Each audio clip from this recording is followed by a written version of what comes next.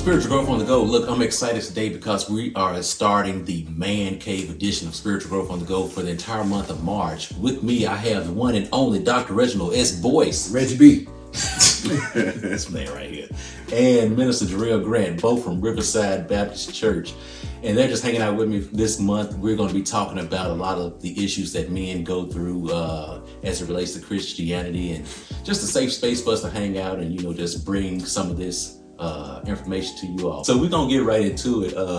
First question, how did exposure to church growing up affect your views of church today? Oh my. That's a good one right there, Asa. That's a real good one. Well, I think we all grew up in an era where you didn't have a choice of whether or not you were going to church. You were going. That was it. Yeah. Didn't want to wake up, but I did enjoy going to church. You all are aware that I was raised Catholic and all that good stuff. And I've been serving since I was in the 3rd grade. I was an altar boy, and I chose to do that. My mom didn't force me or nothing. It was just something, my friends were doing it, and I wanted to go, be with my friends and hang out with them.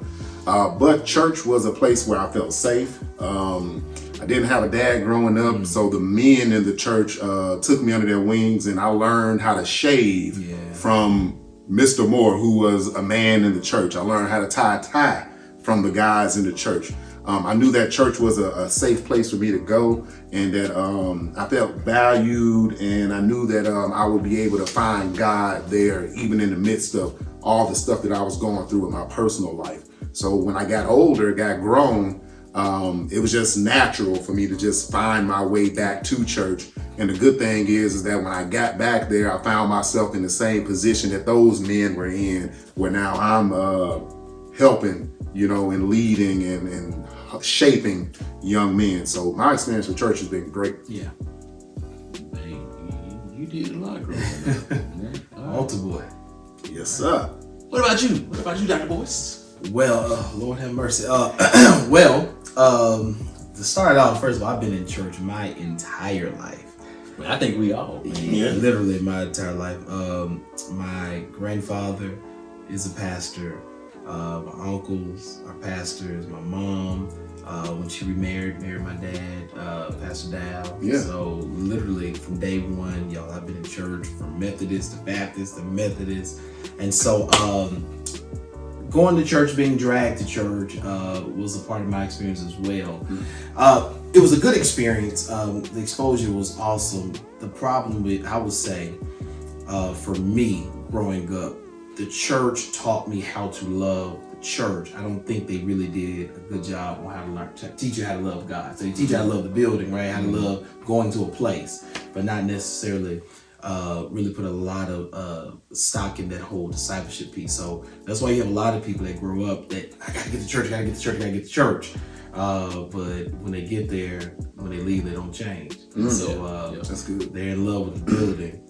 Or they're in love with the place, but not trying to get the builder, get to know the builder, or the stone that the builders rejected, right? Yeah. So, but nevertheless, y'all, it literally prepared me for where I am today. Yeah, man, I had a good time. I wasn't an altar boy, but I was an usher. I served as an usher. I was the president of our youth ministry. Of course, took up offerings, sung in the male chorus. I used to lead songs. There was a point in my time, y'all, I used to sing. Wow. Oh, man. Well, I had a light voice. My voice is a little deeper now. All right, baby. But, I know, right?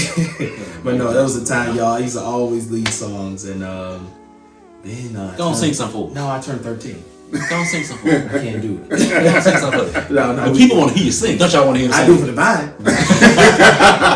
But no, seriously, but I love it. And to this day, y'all, not only do I love the church, I see no issue with the church, but I love even God. Amen. More, so. Yes, sir. So I think my experience is kind of like a combination of, both of y'all. One thing that, just hearing you all speak, one thing that's interesting, we all kind of came up in different denominations. Church is one of those, it's almost, kind of like a, like a clique, like you got the Baptist, you got Kojic, you got Pentecostal, Methodist, Bloods, the Crips, yeah, the all Right. that. So it's kind of interesting. We all Yeah. came from different denominations, and now we're Baptist, Riverside Baptist. Or are we just Riverside? I'm teasing. But I mean, that's. I mean, that does speaks volumes, and I know we're kind of getting off topic. That does speaks volumes about our church. The fact that it can capture, people that are transitioning to, different stages in their walk with Christ. You can pull from, Catholics. We got some people that used to be Kojic. Yeah. We got some people, that what is it, PAWs. Riverside's a place for everybody. Man. Yeah. I know my experience. I was one of those kids. I'm a PK. So I was at church all day, every day. I was cleaning. I was cutting the grass. I didn't have a choice. And looking back at it, when you're a kid, it's kind of like what you were saying. You didn't have a choice to go, so it was just kind of second nature. Yeah. I do look back and appreciate the fact that that did help shape me into the person I am today.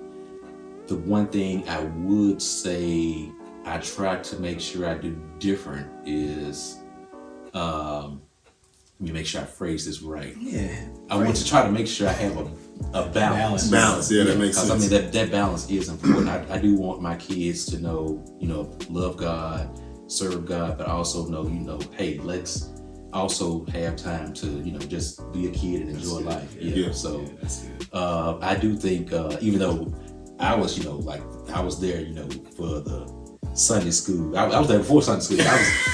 I was Turning on the lights in the church. I was unlocking the doors, there for Sunday school, there for 11 o'clock service. We even had a 5:30 evening service every other Sunday. So you were at church Yes, we were church. all day. We were tearing. Yeah, we were church. Now those were the days. Those Those were be the honest. days. Yeah. Those were the Man. days. Some of y'all young folks don't know about that. Yeah. Then we had what was it? They had prayer on Mondays, Bible study on Wednesdays, prayer on Fridays. Back in the day, choirs used to be on Saturday. So me being a musician there, I was there pretty much. That was me. So church consumed pretty much your life. Yep. Were y'all having the 5-day revivals at that time too? No, we would do revivals, but I mean they weren't like 5 days. I mean if we did do a revival, it was all the other stuff was cut out. But Man, you've been revived and dead and revived again. but I mean you look back and I will say it did keep me out of a lot of trouble. PKs, you know how it is. No, I was a good PK. You weren't no good PK. There's no such thing as a good PK. I mean, I did decent. I did my fair share of dirt, but overall, I think that was I probably was the poster child of PKs. Like literally, whatever the saying is for PKs, That was you. that was me and Asa too. Man. I got receipts. But the PKs are held to a higher standard. Yeah. We can't do everything other folks do. Yeah, I can believe that. I see that with my kids. Because people looking at them like, okay, your daddy is Minister Grant. And it's like, hey, you a child. Be a child. Yeah. But I definitely do think it did have a impact on me. But speaking about that child piece, and I know we're kind of off topic. My daughter called me last year one time, y'all. She said Pastor Boyce, and I said what? Like kind of caught me off guard, right? Yeah. Pastor Boyce. She said, well, that's what they call you at church. I said, yeah, okay, then I let it go. She called me Pastor Boyce again. She's like, well, you always working on sermons, and you always doing this and this, and it kind of shook me just a tad bit because I want my kids to see me in the role of my assignment as a servant, but I'm daddy first, Right. So I never want my kids to get to that point where you're Pastor Boyce, which means you're everything to everybody else, Right. but not dad to me. And maybe they don't think that way, but there are people who've been in church all their lives and PKs who say, well, daddy, you helped everybody else's kids, and you went to visit them, but when it came to me, being in trouble, you yelled at me and fussed at me and put me on punishment, but you told Sister Betty, oh, he gonna be all right, he a young boy, he gonna grow out of it, and so. Yeah. But I can kind of relate to that because it's like, so as a kid, you do see your parent as, like, okay, my dad's the pastor, my mom's the first lady. Yeah. So it kind of goes back to what I was saying earlier. You do kind of want that balance because it can it's a very thin line to where a child sees their parent in a certain image or spotlight all the time. Right. It kind of becomes second nature. I know, like, for example, my dad, I would always see him, as, okay, he's the pastor, he's always, has to go here and there and do this and do that. And I mean, you don't resent it, because I mean, at some point, okay, your dad is helping, is part of the, part of the ministry. But I just goes back to say, I do kind of relate to what she was saying. Like I said, it's finding that balance in everything that we do, whether it's work, ministry, your family. You always have to make sure that it's a juggling act every day, all day. Right. And I think our parents, and just like we're finding out now, we try to do our best to keep all the balls in the air. But we find sometimes as humans that some things get dropped, right? You drop the ball. But hey, you know what? Glory be to God that we can still go back and try to piece some of those things together, looking in hindsight at what our parents did, to say, hey, you know what? I won't make that mistake this time. I'll make sure that I give my kids the time that they need, because I saw what it was like, where, hey, he's always on the road preaching, doing this and that and the third. Okay, so yeah, we can always do better. And one of the challenges too that I've recognized, parents were forcing their kids to church, but they never brought church into the home. And so that was another thing where, again, you're tearing at revivals. You're at church all week, all day long, but when we go home, there's no prayer. Of course, Old Testament teach you that, right? I mean, you're going to teach the word, teach it at home, pray at home, this and this. And so the God that we're taught to see at church, and this is good for you parents as well, make sure that God is first being displayed at home, which is one of the issues, and I think we're going to get on it later on, but just one of the issues with not just millennials. By the way, millennials we getting older now. So you still trying to reach millennials.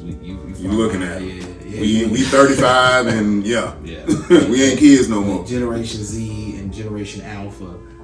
That's one of their issues too, is that, hey, who I see at home and who I see at church, two different people. Yeah. And that can be a good thing and it can be a bad thing. Right. And so well, that's a balancing act in itself. 100%. I definitely agree. Man, you know what, man? I'm gonna have to get y'all back next week again. I know y'all want to hear more from these fellas right here, so I think we're gonna get them back again next week, and we're gonna have another topic. So until then, continue to stay safe. Still praying for you. I know these guys are still praying for you. We'll see you next week.